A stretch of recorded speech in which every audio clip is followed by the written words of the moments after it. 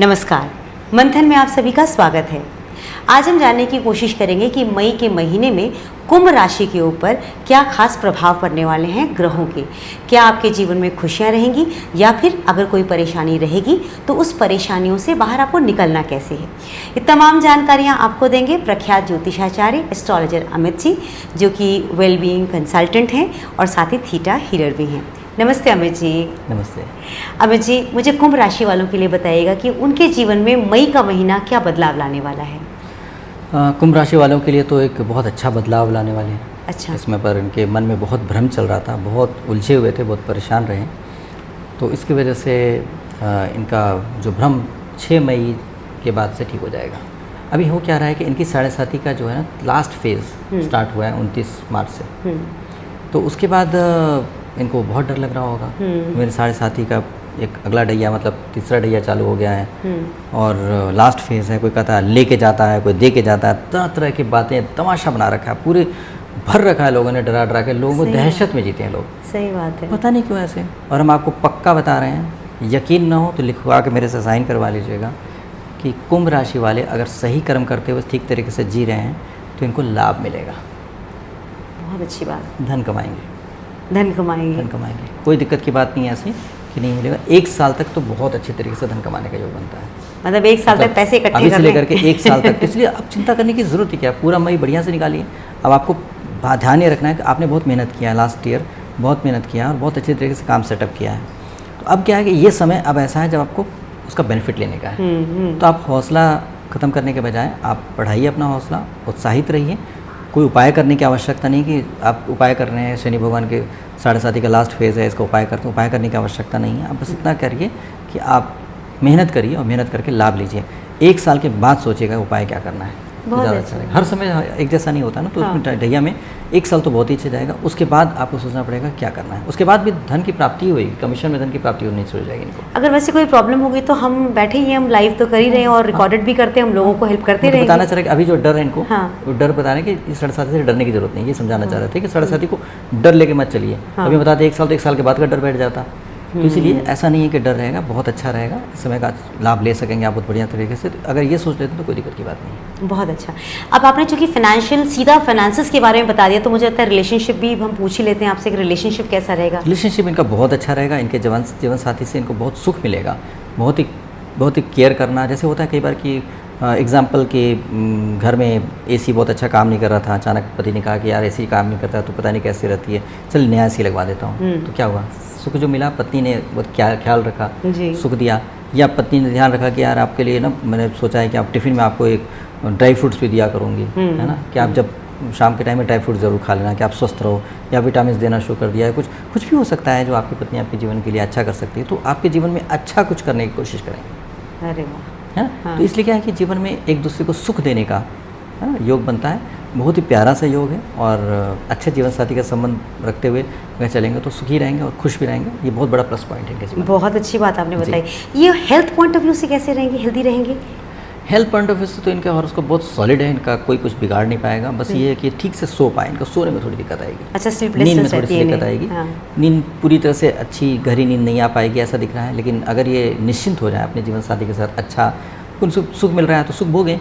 जो आपके जीवन साथी करना चाह रहे हैं उसको भोगें, मना ना करें। जैसे एसी लगा, क्या ज़रूरत है एसी लगाने का? नहीं, आप बोलिए हाँ लगा लो। उनसे एसी लगवा लीजिए, उनका और ख्याल रख दीजिएगा। तो किसी चीज़ को, पॉजिटिव चीज़ आ रही जिसमें पर कोई अच्छी चीज़ घटना घटती है उसको घटने से रोकिएगा तो फिर सुखी कब होइएगा।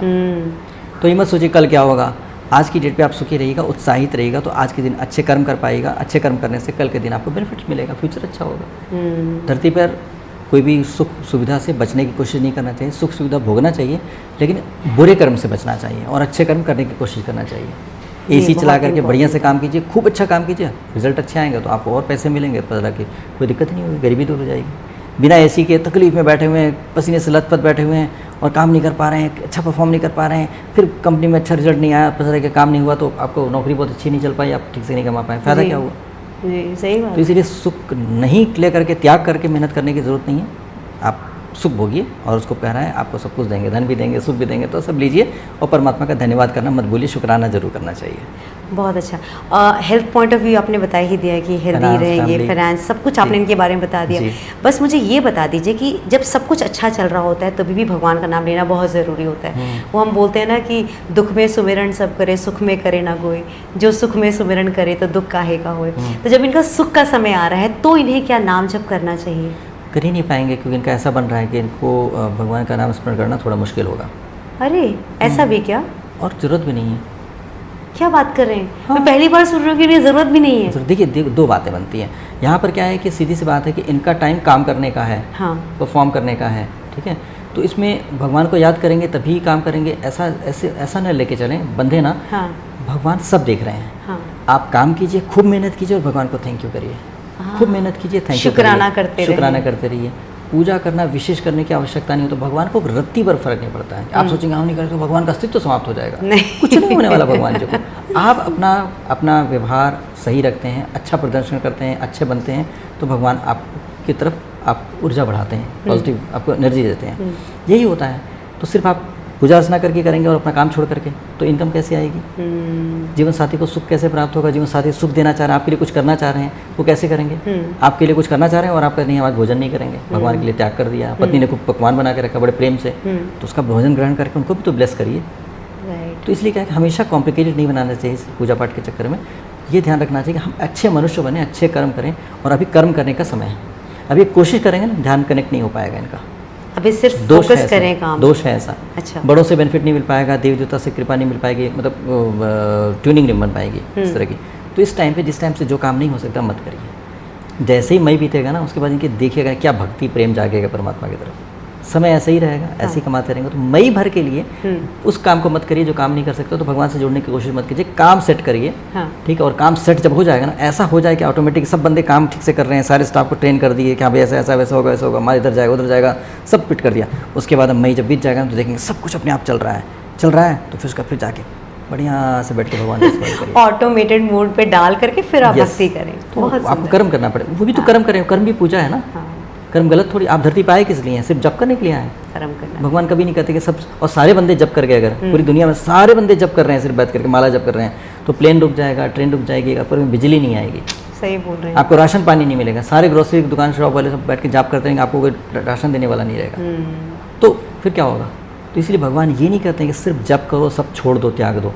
आप कर्म करते हुए भगवान का स्मरण करिए जी। यहाँ कर्म करते हुए स्मरण करने का सबसे अच्छा तरीका ग्रैटिट्यूड, थैंक यू करते जाइए।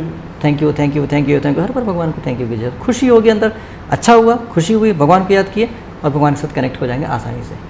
तो ये बहुत अच्छा तरीका है ग्रैटिट्यूड, शुक्राना करना।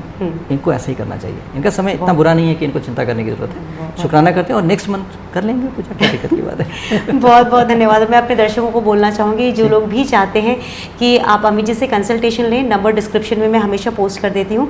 आप पर्सनली उनसे कॉन्टैक्ट कर सकते हैं अपनी कुंडली के बारे में अधिक जानकारी के लिए। अमित जी, आपका हृदय से बहुत बहुत आभार। आपका भी धन्यवाद। नमस्कार।